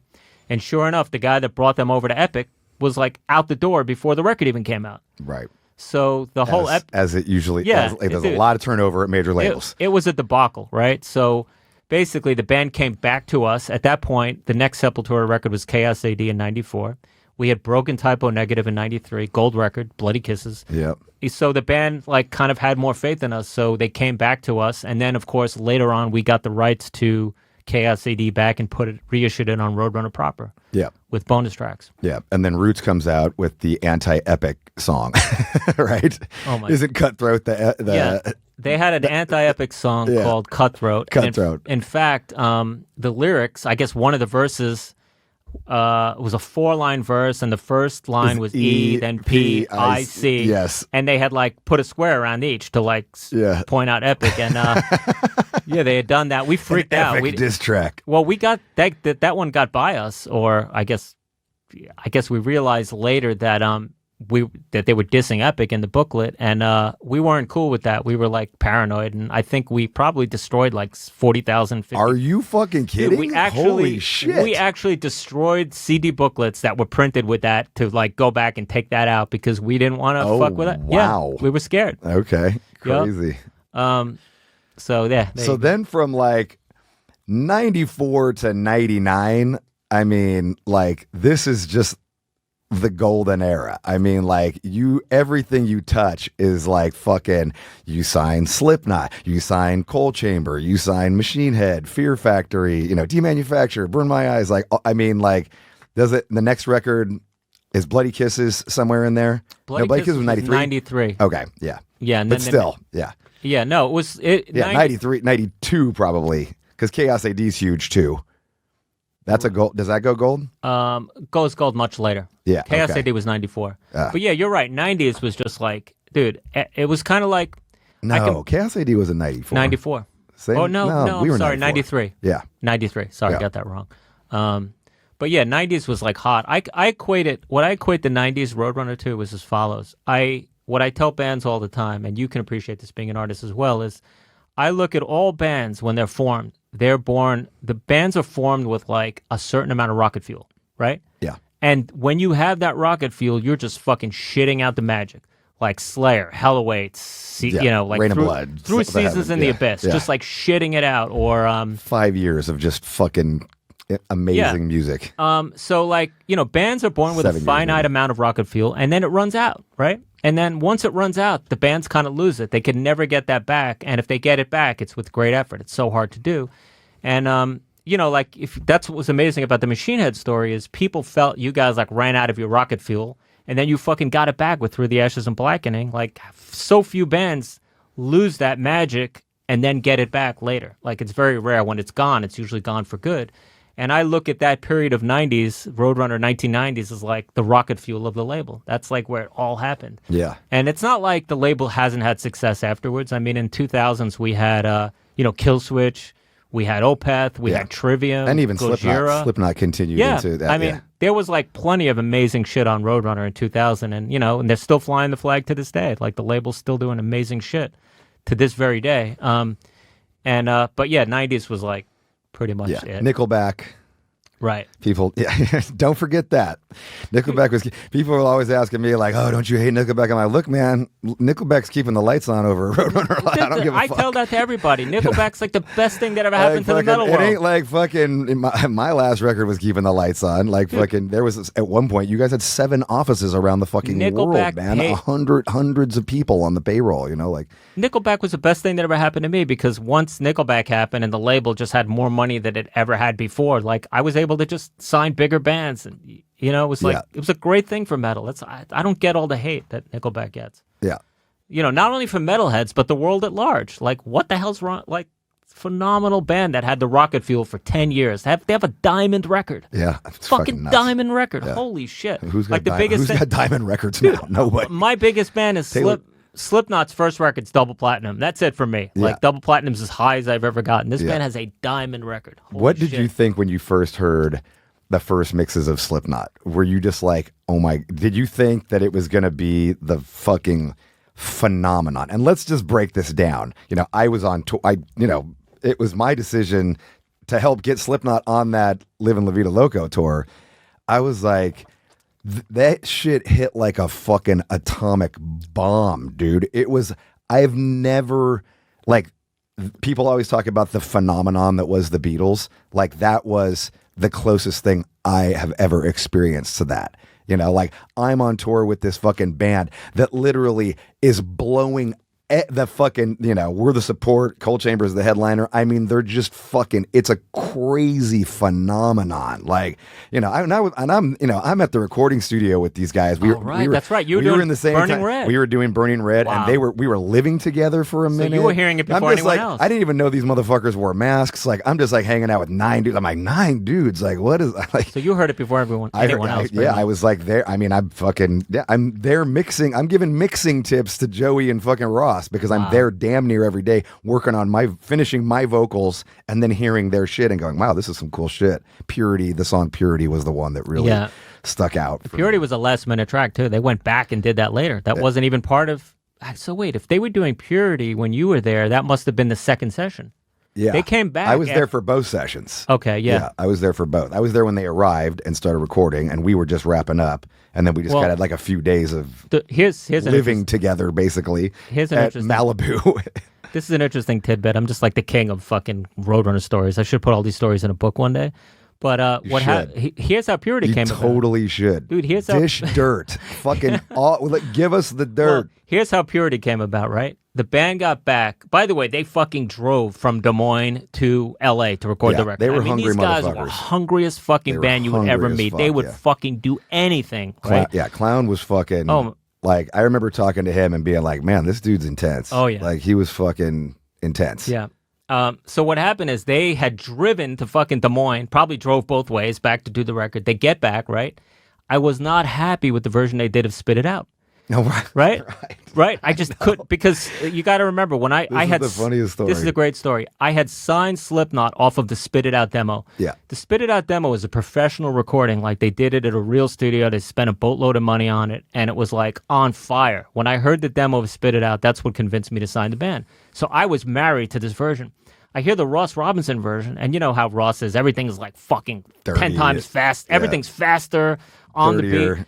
It was just too fast. It was just it just didn't have the vibe, right? So I remember Joey and Clown were the guys I'd speak to every day back then. I'm like, dude, this isn't right. You got to go back and redo this song. This is the song. Dude, so instead of telling me, like now, Slipknot now would be like, go fuck yourself, you know? Yeah. Back then, they're like, all right. Then, they're like, all right, if you think so, we'll get back in a car and drive all the way back to L.A. Oh, my God. So they go all the way back. They drove back to L.A.? Dude, they drove all the way back to L.A. to recut Spit It Out. If you don't know how far that is, that's fucking, easily 2/3 of the way across America. Dude, so check it out. So, of course, what happens is they go back out there and they're like, okay, we got to go back out and slow down the song. It was too fast before. We got to get back. So what happens? They fucking do it too slow this time. No. So the new version is like too slow. So in the end, I never got my version of Spit It Out. And the version that's on the album, we put the fucking demo on the album. Yeah. I remember that. And nobody it sounds different, it but sounds, probably nobody knows. It sounds very different because Spit It Out is very digital, right? You did send me the fast version that they put out, and I thought it was fucking rad. Well, we eventually, looking back, you probably could have put that out. Because we're Roadrunner and we like used everything. Both versions came out. The fast version came out as over-caffeinated mix. Or hyper mix, whatever. Both versions, the slow version and the fast version both came out, but the album version fucking owns all, and it became like their signature song back then. Yeah. But my point is, when they went back out the second time, they had Purity at that point, and they used the opportunity to also record Purity. So it wasn't a waste of time. We wouldn't have Purity unless they had gone out that second time. Yeah. Which is a rad song. Yeah. Oh, one of my favorites. Yeah, I got to say, touring with Slipknot back then was hard. It was probably the most insecure I ever felt around like a band, because here's this band that's opening for us, and it's like this, I mean, it's a phenomenon beyond all. I can't, it's hard to explain how big Slipknot is at this point. Like, it's like that's all everywhere you fucking go, like fucking, you know, there, and we're playing, you know, some of these venues we're playing 800 cap rooms, you know, with a band who's gone second with 9 people. Wait, you were headlining or Cold Chamber? Cold Chamber was headlining. Right. See, I remember I saw that show in New York. I think it was at Roseland. Yeah. Dude, you guys killed it. We fucking crushed it. We crushed everybody that night. We were so fucking pissed off by that point. We were like, no, we're fucking killing Slipknot and we're killing Cold Chamber and fuck everybody. You did. You killed it. Better than Cold Chamber is the one that had, I think, a harder time than you guys did. But, you know, don't forget, you know, I'm sure this is a subject near and dear to your heart, is like people love to fucking put down the Burning Red and shit. But that record, when that came out, that was a hot record. It was. Maybe some of your fans had, you know, your diehard fans had an issue with it, but that record took Machine Head forward. You reached a new audience. It connected. There were big songs. It was a fucking big record. I mean, those songs even now are still fucking massive. Yeah. I mean, you saw the other night, From This Day is fucking gigantic. Amazing. And what I loved, by the way, one of my favorite parts of the show the other day was when you did 1,000 Lies. And especially during 1,000 Lies, you're doing like all the rap movements and shit. And like, I know you used to tell people back then, when people gave you shit about Burning Red, you're like, dude, there's shit like this on Burn My Eyes. Yeah. Like this isn't some, like, my love for hip hop is not some new thing. I've been into this since day one. Yeah. And I think 1,000 Lies like connects the dots. It shows people like, you know, that you're like, that you were always into this. Yeah. You know, you just chose to feature it's somehow, people, you know, I don't know. Who knows what people took in from that? You know, to me, I look at the Davidian video and it's like, it's a fucking rap video. Yeah. You know, like I'm in cornrows and we're walking dogs and we're in fucking Oakland and fucking, I'm just like, it's, you know, we're wearing beanies and, you know, like, but somehow that translated to something else to what, you know, and that's how music is. That's the beauty of music, right? Like people take what they want from it and it comes into their life and it means whatever it means in that moment. You know, like whatever they get out of it is what they get out of it. You know, well, like you said, I mean, bands say this all the time, but there's nothing truer that you can hear. Bands will always say that a record is a fucking like a photograph. It's a snapshot of where you were that day, and a lot of records become, you know, the real versions of the songs on the record really kind of define themselves later on in the tour. When you start playing these songs live, that's like almost more real than like the album recording was just literally a photograph that day. Yeah. Compared to what happens later on tour. Totally. I mean, sometimes, like you said, Purity got written fucking last minute. They probably had only played it for a couple of weeks. Yeah. You know, and then next thing you know, it's recorded and there forever for people to listen to. Yeah. You know, whether it was an important moment or not, who knows? Yeah. You know, I wanted to get into, I wanted to go back to your personal life too, because you know part of the thing with No Fucking Regrets is like the choices that you make in your life, and you know like why you chose to go this way or that way, and the kind of ups and downs of everything. I know a tough time for you, and I was you and I were pretty talking pretty regularly. I think it might have even been during one of our records, but your father passed away. Yeah, my dad died in 2005. Right while we were making Roadrunner United. Yes. Yeah. Yes, and so you and I were in contact a lot. I know it was a really tough time for you. He had, you know, taken his life.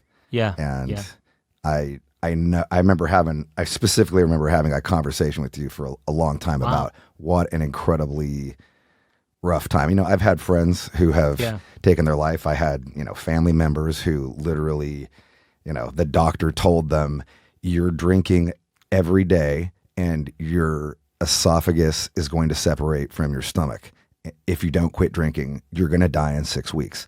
And they just couldn't stop. Right. So, I remember talking to you kind of about these things, and what a time that was for you in your life, and how hard it was. Yeah, it's funny. I'm surprised like I admitted that to you back then, because when something like that is fresh, like I didn't tell anybody back then. It's kind of like, wow, like you gotta, like there were even relatives back then that didn't know. Like we didn't tell them the truth of what happened, because I don't know, it just seems like a weird thing to admit at the time. Like now, years later, you'd be like, oh yeah, this is what happened, and it's kind of cathartic. Is that the right word? Cathartic to talk about it. But I guess that speaks for the friendship we had back then, that I would have told you that and been honest with you, because I didn't really tell that to many people. Yeah. It was a tough time for you. Yeah, you really blamed yourself in some weird way. Really?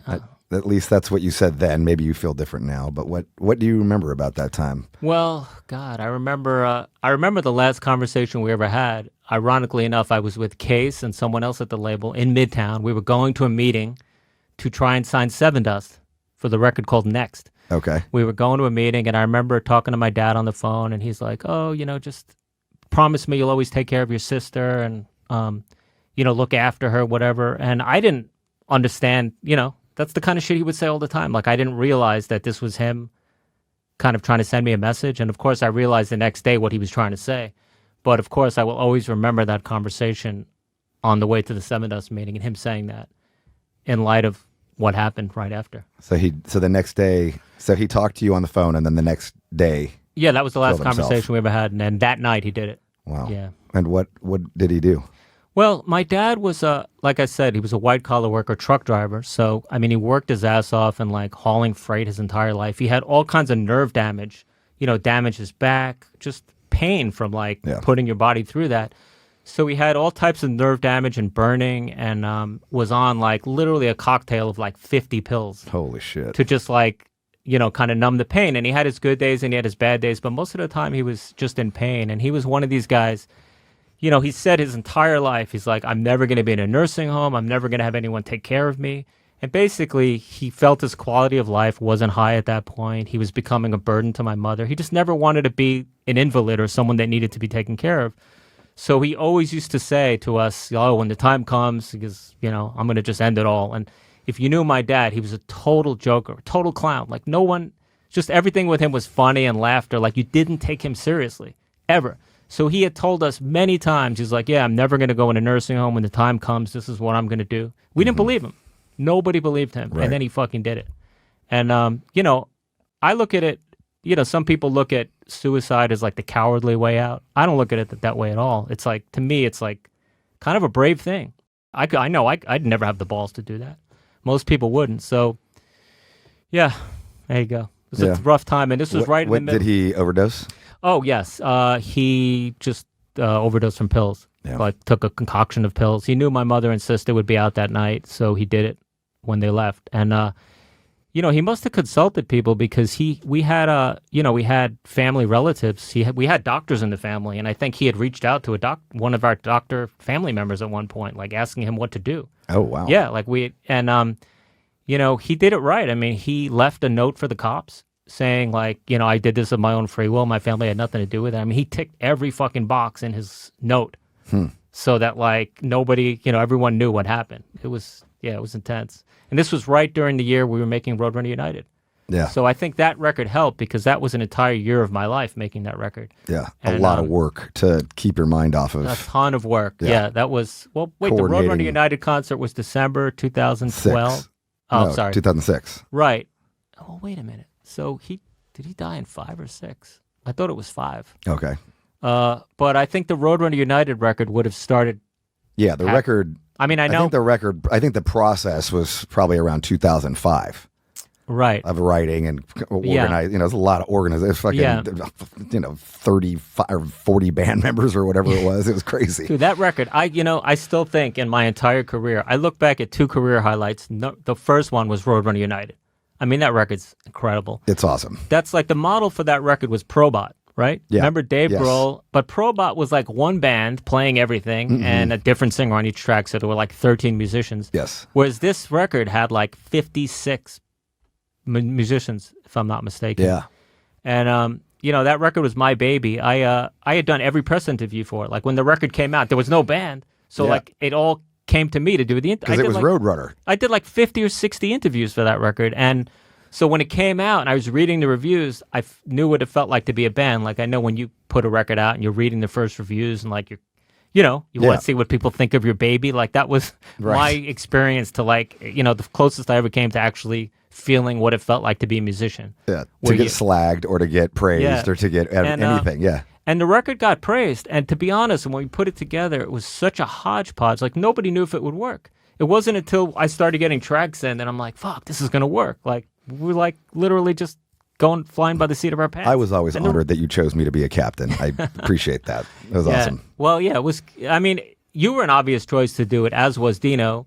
The weird choice back then was Matt Hafey from Trivium. It's Hafey, not Heafy, people. Say it right. Hafey? Is it? Hafey. That's how you say his last name? I did not know that. Everyone says Heafy. He's probably just resigned to it at this point. It's Hafey. And that was the odd choice because Trivium were like the newcomers at that point. But there's some great. His songs were great. You got the King Diamond track on there, his King Diamond track and the is single, like, arguably like the most King Diamond thing King has done, even to this day. Like a great song. It's such a great song. Yeah, it's really. He did. He also did the single too, right? Yes, he wrote the song "The End" that Logan made her mix. That Logan made her mix. Yeah, did a killer job. We actually tried to have Colin mix the end, and it just didn't get the vibe that. Colin mixed the end, but Logan's mix just had this magic to it. So yeah, it was. On one hand, it seemed like an adventurous choice to pick Matt, but they were like the hot new band on the label. And that was like, after Ascendancy, right? Yeah. I mean, we wanted to get a cross section of like veterans and new kids, and Matt represented the new blood of Roadrunner at the time, and you and Dino were like, the old guard. I forgot, who was the fourth captain? Joey. Oh, Joey. Jordanson. Right. Yeah, right. And he did like the Deicide collab and the Cradle of Filth maybe or something. I don't know. Joey also had the Glassjaw song, which is weird about that is Joey plays drums on the track. Was it the Glassjaw track? I don't think so. No? Glassjaw. Fuck. I'm not remembering that. Shit. Anyway, one of Joey's tracks, he took his drums off and we put program drums on it. Okay. I think it was the song No Way Out, maybe? Which was just odd to take Joey off the track, but like Joey just felt like the track would feel better with program drums, which we did. But yeah, that record was a highlight. The other was Dynamo 1995. We had you guys, we're touring for Burn My Eyes. We had Typo Negative, Life of Agony, Fear Factory, and Madball, Nail Bomb, Dog Eat Dog. There were like 12 Roadrunner bands, most of which were mine. Yes. All at that Typo, Biohazard. That was like just one of the highlights of my life. I mean, that festival was stacked with Roadrunner. So somewhere in there, somewhere around this time, 2006, I want to say it's not the beginning of the end, but like things are now changing. Like there's change in the air. I remember you telling me a story about some like bigwig at the Roadrunner United who was like kind of like, what's fucking Monte Conner done lately or something like one of the guys. What happened was starting, it really was in 2006. One thing I will say is that Roadrunner, Case first sold a portion of the company in 2001 to Universal Music Group. Yes. Right before This is the first time that Roadrunner goes from being a standalone independent label to now partially owned by a major. He had sold a minority share in Roadrunner to Universal Music Publishing. When I say minority, Case was still in control. He had the majority interest. Yeah. And the final decision still came down to him. Yes. And what happened was when it came time to This is Leor Cohen. Yes, it was Leor Cohen who had instigated Leor worked for Universal at the time. Yeah. And is this because of the success of Slipknot? Because Slipknot was fucking gigantic. Well, Slipknot was the impetus. Like, in other words, when talks started between Roadrunner and Universal, Slipknot was the carrot. That was like, fuck, we want Slipknot. They were like the biggest fan of Roadrunner by miles. We don't care about anybody else. And then, but the thing is... This is pre-Nickelback as well. Yes. Yeah. But the Nickelback... Or maybe the first Nickelback's out, but not the big, super gigantic one. The Nickelback record, The State, is out at this point. Yeah. And by the way... Which does nothing. No one gives a shit. See, no, you're wrong about that. The State had sold about 250 to 270. Did it really? Oh, wow. Crazy. They were on their way. Right? Okay. They had gotten halfway to gold on The State. So pretty much they had recorded and turned in the Silver Side Up record, How You Remind Me, the monster record, right before the Universal deal closed. And then at the last minute, when Universal heard that record, they're like, wow, okay, this is another potential huge thing for Roadrunner. And so I believe that Case was able to parlay that into getting an even better deal for Roadrunner at that point. Once they saw like, well, hey, Nickelback's part of this too. So then Leor Cohen left Universal, went to Warner Music Group. He was the guy that brought Roadrunner into Universal, so he was gone. And for all those who don't know, Leor Cohen is, Def Jam, like one of the founders of Def Jam, like big, pretty pivotal in the ascent of the Rick Rubin, Russell Simmons, empire. Slayer. Slayer. The early Johnny Rain and Blood, but also Run DMC and, like all this other stuff. Yeah. So Leor had left Universal Music, had gone to Warner Music Group, and, he's the one that brought them into Universal. And then the guy that was still left at Universal, L.A. Reid, Roadrunner wasn't his deal. He wasn't a metal guy. So it didn't seem like Universal were willing to buy the rest of the label at that point. Like, when you sell something, there's always a provision down the line. Okay, like 5 years from now, we're going to buy the rest. Right. They weren't interested in it. Leor was still a big, huge Roadrunner fan. So he came into the picture at that point, wanted to take it from Universal, now bring it with him to Warner. So Warner bought Universal's share as well as an additional share. So then when we went to Warner... And now they become the controlling stake. Yes. Right. At that stage, now they can decide what happens with things. So once we sell to Warner, that's when, they become the majority owner. But, this was 2006. Even then, one thing I will say is from 2001, when we got in bed with Universal, up until I got fired in 2012, Case kept the wolves at bay. I mean, it was like, we were like pretty much just business as usual for those 10 years. Yeah. But which is a long time. A long time. Really, I mean, Dude, it doesn't sound like a long time. That's a fucking eternity. People thought Roadrunner was over in 2001 when we sold to Universal. Yeah. And it was like business as usual for 10 years. And so we came over to Warner Music Group in 2006. And by this time, 2010, 2011 started rolling along. And they were... they slowly started infiltrating, putting their people in the office, like tightening the grip to like eventually take more control. Yeah. But did you know this at the time? Are you feeling this? Yes. I remember you had like, and you don't need to talk about this if you don't want to, but like who's in the boat? You guys had a saying who's in the boat? There was an expression at Roadrunner like, who's in the lifeboat? Are you in the lifeboat is like the people that were going to survive. They're going to survive the cuts. This was, really, they came in 2010 and started to make some big moves and get rid of some few key people. But and why is this? Because at this point, I would think that Roadrunner is still like pretty wildly successful. Dude, this is just what happens. They want to just combine functions and save money, and you know what I mean. Yeah, like this is just it's an inevitable thing when a big company buys a smaller company. Like they're eventually just gonna, eyes wide open. Like we knew. I'm shocked that it lasted as long as it did. Right. So they started really coming in. Like starting in 2010, they would. There would be people sometimes from there at our A&R meetings, and you could just slowly feel the presence and the grip tightening and people wondering like who's going to make the cut, who's going to survive. And I saw the writing on the wall. I knew that I was in the crosshairs. I had been there a long time, so I had dust on my shoulders in their eyes. Yeah, you hadn't had a Slipknot in a while. I was making a lot of money, right? And yes, I hadn't had a Slipknot in a while, but the way it works at major labels is major labels, they want to see all the success in a band. They want to see a platinum band. Like they don't care about my whole career I was a singles and doubles hitter, right? I would hit singles, I would hit doubles. Once in a while one of these singles or doubles would become a home run. Yeah. But I wasn't a home run guy. I would build, so I had I had Trivium and Devil Driver and Machine Head and 10 or 12 bands. I mean, the bands that built, and not, and not even those bands, but, go back into the history, like the bands that built the label, the reason the label is cool, the reason anybody respects the label or cares about the label, bands that literally defined genres of music, and that somehow gets lost. Well, in it gets lost, but I totally understand it. And you would understand it too, is they don't care that Trivium sells 100,000 records and Devil Driver sells 100,000 records and Killswitch does this and Megadeth does this. They don't care about the combined total. They want to, it's not on their radar. It doesn't exist to them unless, Slipknot, platinum band. Right. So comes 2012, they're like, what has this guy done since Slipknot? And the bottom line is my bands were combining to sell 1 million records a year, but it wasn't coming within one fucking act other than Slipknot. So all of a sudden I'm like, all right, get rid of this guy. We don't, you know what I mean?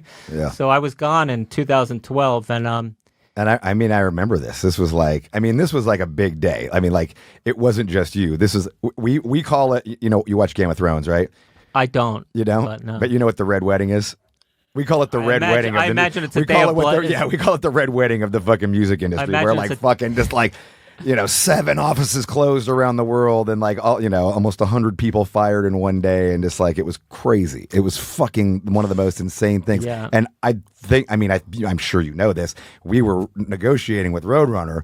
We were literally like a day away from re-signing with Roadrunner. Wow. No, we got hung up on some we got hung up on the weirdest little clause, and I just remember, I forget who your lawyer was, he just wouldn't fucking budge, and we were like, what the fuck? And like, in some weird way, I almost wonder like if the guy was kind of just like forestalling but it like, and then it fucking comes down and it's like, oh, Monte Conner's fired and Mark Palmer's fired and Michelle Kerr's fired, and like, what the fuck? Yeah, it was like, and they're like, look, it worked out. And then of course then the clause goes away. Oh yeah, come on, just resign to us. And we're like, fuck no, we're not going to resign to you. What the fuck?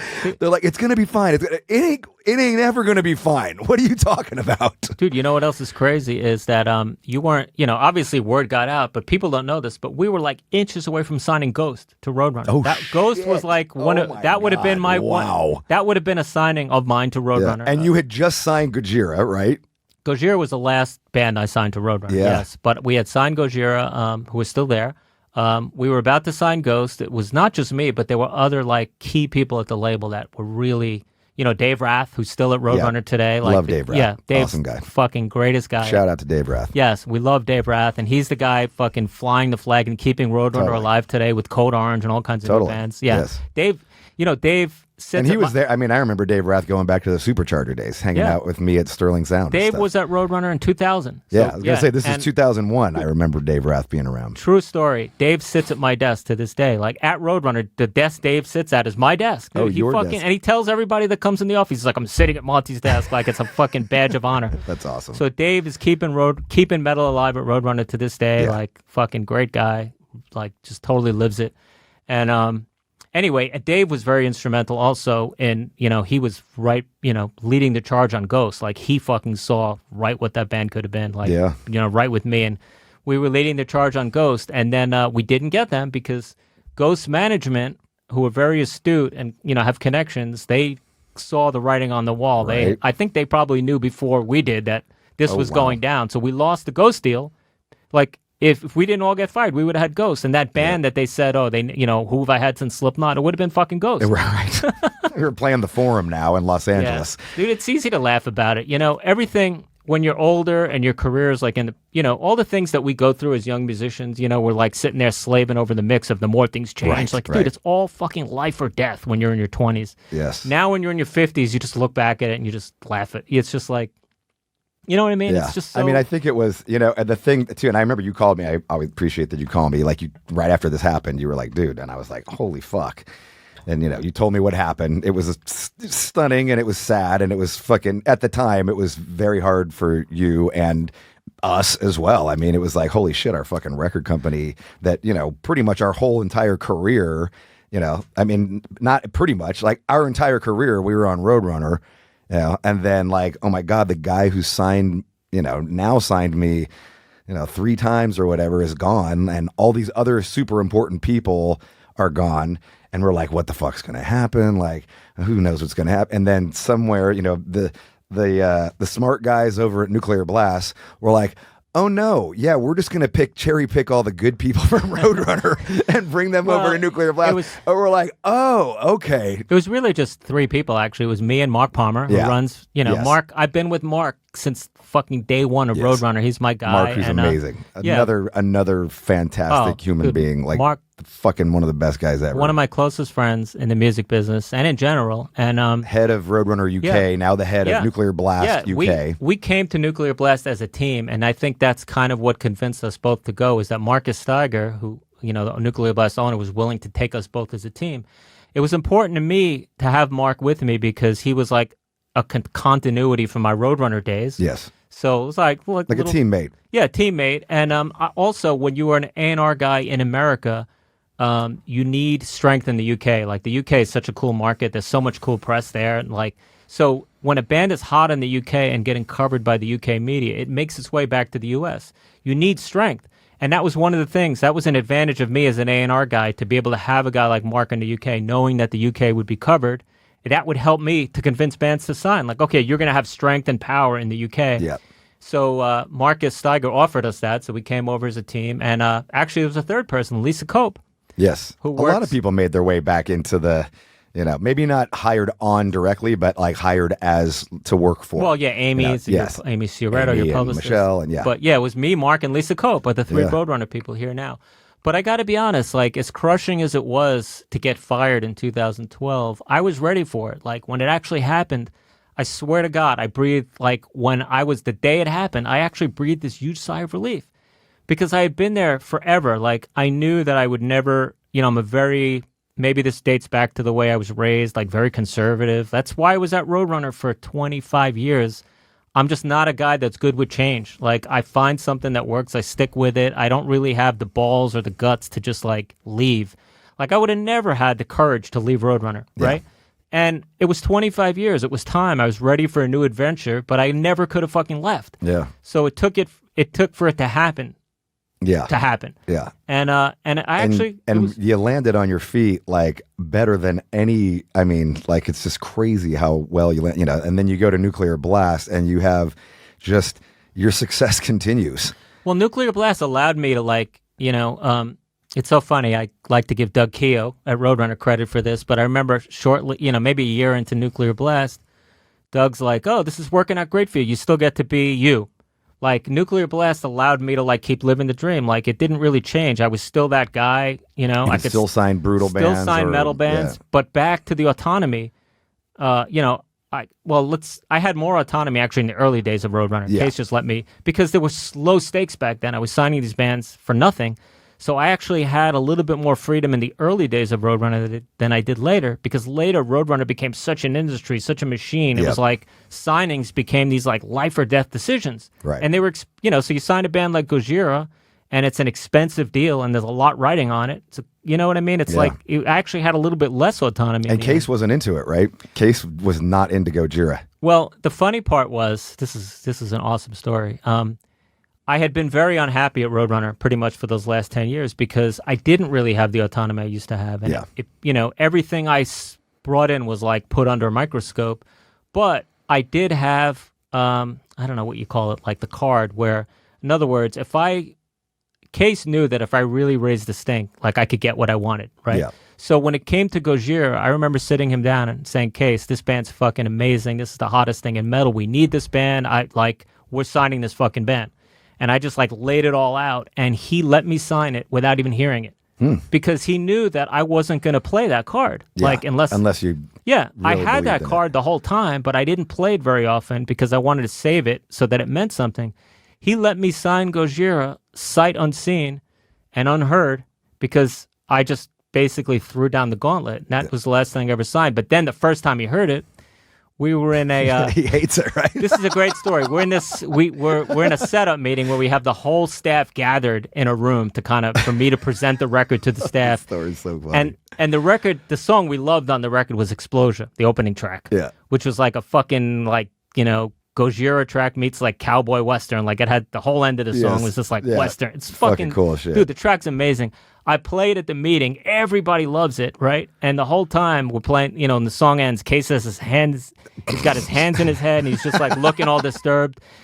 And he looks up and he says in front of the whole meeting, he's like, Monty, what have you done? Like, what the fuck is this? He didn't say that, but he's just like, what have you done? Yeah, right. And I'm just like, dude, it was soul crushing to be like, I play this fucking amazing, like life-changing, coolest metal track of the year. The whole staff gets it. And then he's just like, what have you done? I swear to God, I wanted to it took incredible courage not to just like storm out of the room and say, fuck you. Oh, well, I'd never say that to him. I mean, Cases, just like I said, he's like a second father to me. I love the guy. He's like, I learned everything I know from this guy. Yeah. But it was very hard not to storm out of the room. And but that's why I said, like, when I had got fired, I was unhappy at that point. I mean, that's what I was dealing with, stuff like that. Like totally.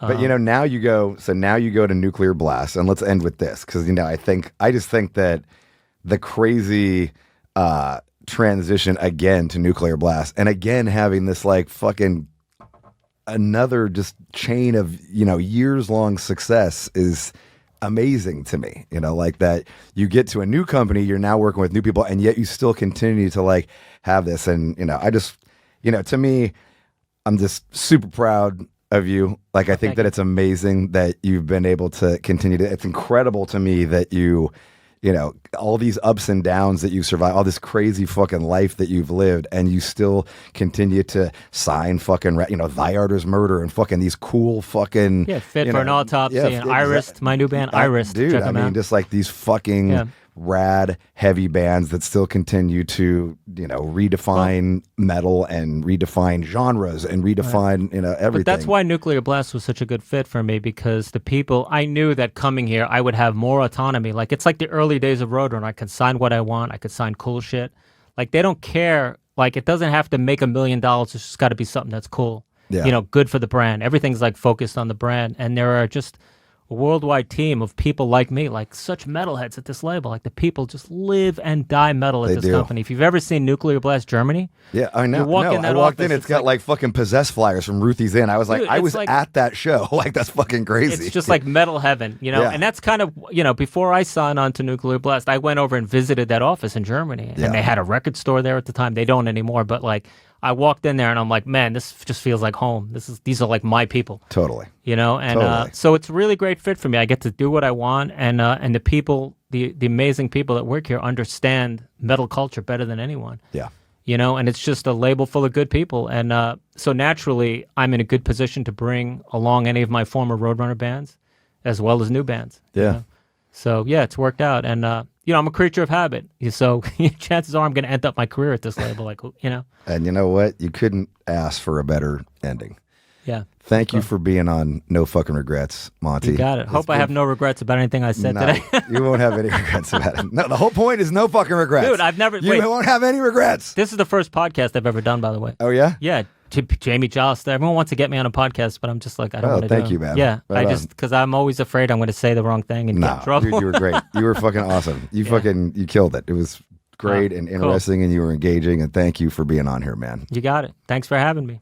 And thank you to the metal fans for, you know, I'm like a band like that meets his fans after the show. Like, you know, like you see a band after the show and they're like meeting their fans one-on-one. Yeah. Because, dude, the kids, like the metal fans are what make it happen. And it's same thing for me. Like, I wouldn't be in a position to do this if not for the people listening, for the fucking metal fans. Like, fucking best fans on the planet, you know? They let us do what we do. Absolutely. You know? Ladies and gentlemen, that was the one and only Monte Conner.